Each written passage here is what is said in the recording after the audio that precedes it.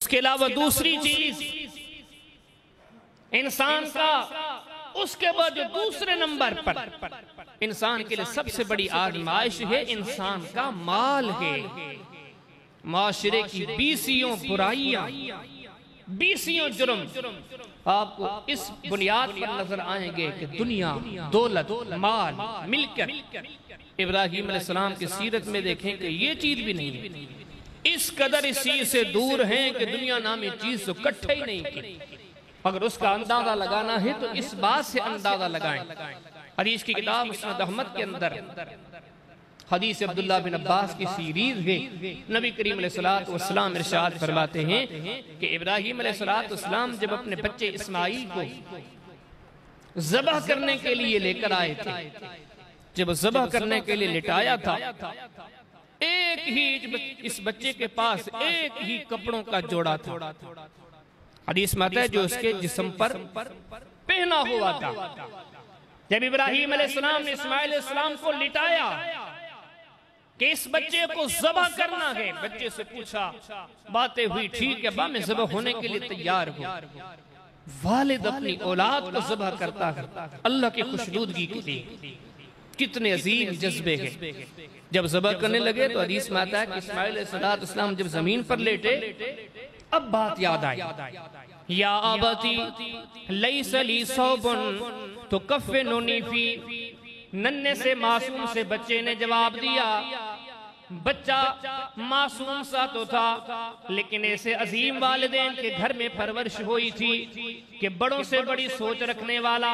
اللہ کے حبیب علیہ السلام نے فرمایا، معصوم سے اسماعیل نے معصوم سی زبان سے اپنے والد سے گفتگو کرتے ہوئے فرمایا، ابا جی لیس لی صوبن تکفننی، اگر آپ مجھے اسی قمیص میں ذبح کرو گے، ظاہری بات ہے جب آپ میرے اوپر چھری چلاؤ گے میری گردن کٹے گی، میرے جسم سے خون بہے گا، وہ خون بہ کر میرے کپڑوں پہ لگے گا، ابا پھر مجھے کفن کے لیے کیا پہناؤ گے؟ کوئی دوسری چادر نہیں۔ فخلاہو حتی تکفننی، میرے ابا ابراہیم میری یہ قمیض اتار دیں، قمیض اتار کر جب آپ مجھے ذبح کر دیں تو کفن کے لیے مجھے یہی قمیض پہنا کے یہی دفن کر دینا۔ حدیث میں آتا اللہ کے پیارے حبیب علیہ السلام نے ارشاد فرمایا، ابراہیم علیہ السلام نے ننھے سے اسماعیل کو اٹھایا، اٹھ میرے بیٹے تاکہ تیری قمیض اتاروں، یہ قمیض اتارنے کے بعد جب میں تجھے دفن تب مجھے ذبح کروں، ذبح کرنے کے بعد جب تجھے میں کفن پہناؤں تو یہ قمیض میرے پاس موجود ہو۔ اللہ کے پیارے حبیب علیہ السلام نے ارشاد فرمایا، ابراہیم علیہ السلام جب بچے کی قمیض اتار رہے تھے، یہ اس وقت کی بات ہے کہ اس وقت اللہ کی طرف سے پیغام آیا، فَنَادَيْنَاهُ اَيَّا ابراہیم قَدْ صَدَّقْتَ الرُّؤْيَا اِنَّا كَذَلِكَ نَجْزِي الْمُحْسِنِينَ، ہے ابراہیم آپ نے اپنا وعدہ سچا کر دکھایا، لیکن سوچنے کی بات یہ ہے، سمجھنے کی بات یہ ہے، سیکھنے کی بات یہ ہے، بچے بھی ہے، بیوی بھی ہے، خاندان بھی ہے، لیکن دنیا کمانے کی حرص نہیں۔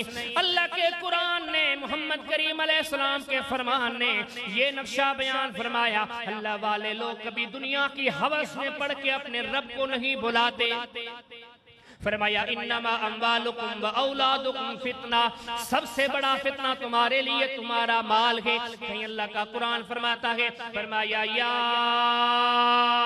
ایوہا الذین آمنوا لا تلہکم اموالکم ولا اولادکم عن ذکر اللہ ومن یفعل ذالک فاولئک هم الخاسرون۔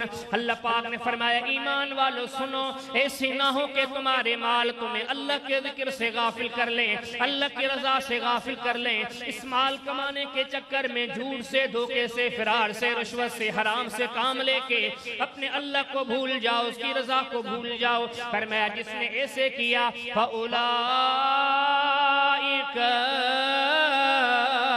ہم الخاسرون، دنیا کی نظروں میں حرام کا مال کمانے والے یہ سمجھتے ہوں گے ہم نے بڑا مال کما لیا، ہم نے بڑی ترقی کر لی، ہم نے بڑی بڑی بلڈنگیں، بڑی بڑی عمارتیں، بڑے بڑے نام کما لیے۔ انسانوں کا ذہن تو یہ کہتا ہے، انسانوں کی سوچ یہ کہتی ہے زیادہ مال آ جائے تو کامیابی کامرانی مل گئی، لیکن اللہ کا قرآن جس کی ابتدا کہاں سے ہوتی ہے، فرمایا ذالک الکتاب لا ریب فیہ، اس کی ابتدا ان کلمات سے ہوتی ہے یہ کہ اس کلام میں جو ہے وہ سچ ہے۔ اس رب نے اعلان فرمایا جو اللہ کو ناراض کر کے مال کماتے ہیں، فرمایا فَأُولَئِكَ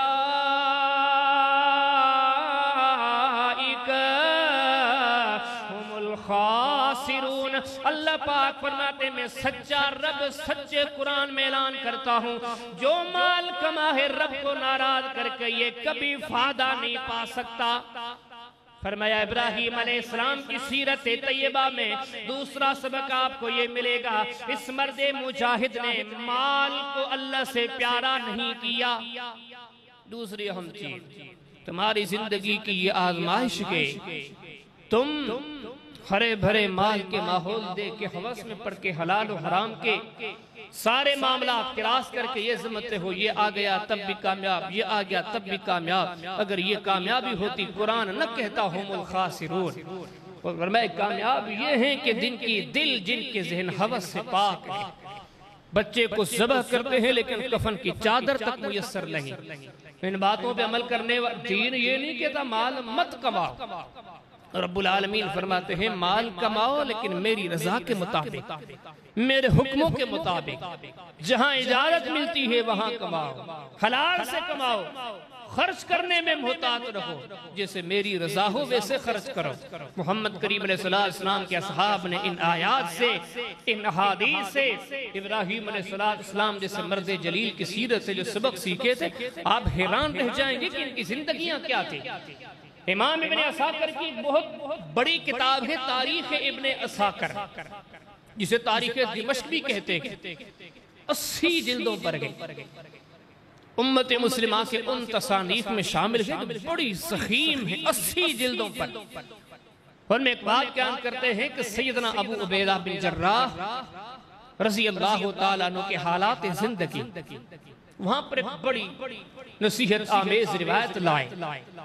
شام کی سرزمین تھی، سیدنا عمر بن خطاب کا زمانہ تھا۔ سیدنا عمر نے شام کا گورنر مقرر کیا تھا کسے؟ ابو عبیدہ بن جراح کو رضی اللہ تعالیٰ عنہ۔ آپ آئے شام میں رہے، شام کے گورنر تھے۔ کچھ وقت گزرا، کچھ عرصے کے بعد آپ نے چاہا سیدنا عمر نے میں کہ ذرا شام کا چکر لگاؤں اور ابو عبیدہ سے مل کر آؤں کہ کس حال میں ہے۔ یہ ابو عبیدہ بن جراح وہ ہیں کہ نبی کریم علیہ السلام اس مرد مجاہد کا ہاتھ پکڑ کر ارشاد فرماتے ہیں امین حاضح الامہ ابو عبیدہ بن الجراح۔ آپ نے فرمایا کہ اس امت کا امین دیکھنا ہے تو یہ دیکھو، وہ عظیم صحابی۔ حدیث میں آتا ہے کہ سیدنا عمر اپنے زمانے میں جب شام پہنچے، شام پہنچ کر ارادہ کیا کہ ابو عبیدہ کے پاس جاتا ہوں۔ شام والوں سے پوچھا کہ آپ کے امیر المومنین کہاں ہیں؟ ہونا تو ایسے چاہیے شہر کا گورنر، ایسے سمجھیں کہ شام کا مالک کے جہاں رہنا چاہے بس کی بات ہے۔ ہونا تو ایسے چاہیے کہ شہر کے چوکوں چوراہوں پر بڑی شہنشاہی محلات، بڑے بہترین رہائش گاہیں ہوں۔ لیکن اس کے الٹ شام والوں نے کہا کہ امیر المومنین ابو عبیدہ شہر میں نہیں کہیں باہر رہتے ہیں۔ حدیث میں آتا ہے کہ جب باہر آئے تلاش کرتے کرتے ایک دور سے جھونپڑا نظر آیا، اور آگے جو امیر المومنین نے خود اس کا نقشہ ذکر کیا۔ فرماتے ہیں کہ جب میں اس جھونپڑے میں پہنچا، اس جھونپڑے کے نیچے جب پہنچ کر میں نے آسمان کی طرف دیکھا تو اس کی چھت سے آسمان نظر آ رہا تھا۔ اتنے میں ابو عبیدہ بھی باہر سے آیا، امیر المومنین آپ؟ کہا کہ ہاں میں شام آیا تھا، اب آپ سے ملاقات کا ارادہ تھا۔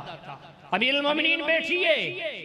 حدیث میں آتا ہے کہ امیر عمر کو بٹھایا اور ان کی میزبانی کے لیے ایک ٹھیکر کا برتن تھا، اس برتن میں پانی ڈالا اور اسی جھونپڑے کی کونی میں سوکھی بندھی ہوئی روٹیاں نکالی، ٹکڑے نکالے، وہ نکال کر پانی میں بھگونے لگا، ٹھیکر کے برکت میں پانی، اس برتن میں اوپر سے یہ روٹی کے ٹکڑے۔ کہا کہ امیر المومنین یہ ہے میری میزبانی، میں اپنی زندگی ان لمحات میں بسر کرتا ہوں۔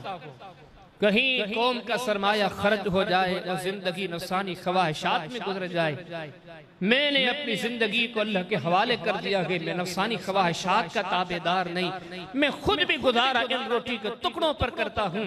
آج میرے محترم آپ میرے در پر آئے ہیں، میں آپ کی میزبانی بھی انہی سے کرتا ہوں۔ کئی لوگ ایسے واقعات سن کر کہتے ہیں وہ صحابہ تھے، ہم نہیں ہو سکتے۔ یہ تو بات حق ہے کہ ہم ان کی طرح نہیں ہو سکتے، لیکن کم سے کم کچھ نہ کچھ تو لحاظ کیا جائے۔ نبی کریم علیہ السلام نے اپنے صحابہ کو فرمایا تھا کہ آگے قوم سمود کی بستی آ رہی ہے، یہ وہ بستی ہے جس کا اللہ پاک نے سورہ ہود میں تذکرہ فرمایا کہ رب پاک نے ان کو تباہ و برباد کر دیا۔ نبی کریم علیہ السلام فرماتے ہیں کہ میرے اصحاب سمود کی بستی سے روتے ہوئے گزرو۔ صحابہ کرام نے کہا اللہ کے حبیب رونا نہ آئے تو؟ آپ نے فرمایا رونا نہ آئے تو کم سے کم منہ ایسا بناؤ جو رونے جیسا ہو۔ اگر آپ رو نہیں سکتے تو کم سے کم اتنا کریں کہ رونے جیسا منہ بنائیں۔ تو یقیناً ہم ابو عبیدہ بن جراح جیسی زندگی اختیار نہیں کر سکتے، لیکن اتنا تو کر سکتے ہیں کہ ہم اپنے آپ کو جھوٹ سے بچائیں، دھوکے سے بچائیں، فراڈ سے بچائیں، اور اس مال کے ہوس میں پڑھ کر اللہ رب العالمین کی رضا کو ٹھوکرے تو نہ ماریں۔ آج ہم جو کچھ کر رہے گے، ابراہیم علیہ السلام کی زندگی کا سبق کیا ہے؟ اللہ کو راضی تب کر سکو گے جب اس دولت سے زیادہ اللہ سے محبت ہو، جب اس مال سے زیادہ اللہ سے محبت ہو۔ اور نبی کریم علیہ السلام نے فرمایا جس نے اللہ کو چھوڑ کر مال کو مقدم رکھا، ایسے سمجھیں ایسے انسان کا پیٹ کبھی نہیں بھرے گا۔ یہ جو ہم کبھی کبھار اپنی نشستوں میں بیٹھ کے تذکرے کرتے ہیں فلاں کے پاس اتنا مال ہے لیکن ابھی تک اس کا پیٹ نہیں بھرتا، فلاں کے پاس اتنا کچھ گئے، اتنا کچھ گئے، اتنا کچھ گئے۔ ایک بات یاد رکھو، جس نے اللہ کو چھوڑ کر مال کی ہوس میں زندگی گزار دی وہ 3 عذابوں سے کبھی نہیں بچ سکتا، کیونکہ محمد کریم علیہ السلام نے ایسے لوگوں کے لیے بد دعا کی ہے۔ 3 عذاب کون سے؟ سب سے پہلا معاملہ تو یہ ہے کہ اس بندے کی دنیا آخرت برباد ہو جائے گی، اور اگلی دوسری بات کہ جس بندے نے مالک کو چھوڑ کر دنیا کے مال کے ہوس میں اپنی زندگی غرق کر دی، اس بندے کا کبھی پیٹ نہیں بھرے گا۔ اور نبی کریم علیہ السلام نے جو تیسری بات ارشاد فرمائی، یہ بندہ جب مرنے کے قریب آئے گا ساری دنیا سے چھوڑ کر چلی جائے گی۔ یہ بخاری شریف کی حدیث ہے، صحیح بخاری میں کتاب الجہاد میں باب الحراسہ میں نبی کریم علیہ السلام نے فرمایا تیس دینار الدرہم، نبی کریم علیہ السلام نے فرمایا کہ دینار و درہم کو ترجیح دینے والا بندہ ہلاک ہو جائے، تباہ ہو جائے، برباد ہو جائے۔ پھر آگے نبی کریم علیہ السلام پھر فرماتے تیس، یہ بندہ ہلاک ہو، یہ بندہ تباہ ہو جائے، یہ بندہ برباد ہو۔ آگے فرمایا کہ ونتا کسا، اس بندے کے ساتھ یہ سلوک ہو کہ ناک کے بل اس کو زمین پر گھسیٹا جائے۔ یہ کن کی بد دعا ہے؟ محمد کریم علیہ السلام کی۔ اور آپ نے فرمایا ایسے بندے پر خدا کرے کہ وہ دن آئے کہ اس کے پاؤں میں کانٹا چبھ جائے لیکن کوئی کانٹا نکالنے والا نہ ہو۔ ان بد دعا میں یہ کلمات ہیں کہ اس پر وہ تنہائی کے دن آئیں جب اسے سارے یار و مددگار چھوڑ جائے۔ محمد کریم علیہ السلام کی بد دعا ہے جو اللہ کی رضا کو ٹھکرا کے مال کی ہوس میں آگے پڑ جاتا ہے، کبھی اس کا پیٹ نہیں بھرے گا، کبھی اس کو منزل نہیں ملے گی، بلکہ یہ تنہائی کے اس گڑھے میں گرے گا جہاں کوئی اپنا اسے اپنا کرنے والا نہیں ہوگا۔ فرمایا کہ بچنا چاہتے ہو خلیل اللہ کی سیرت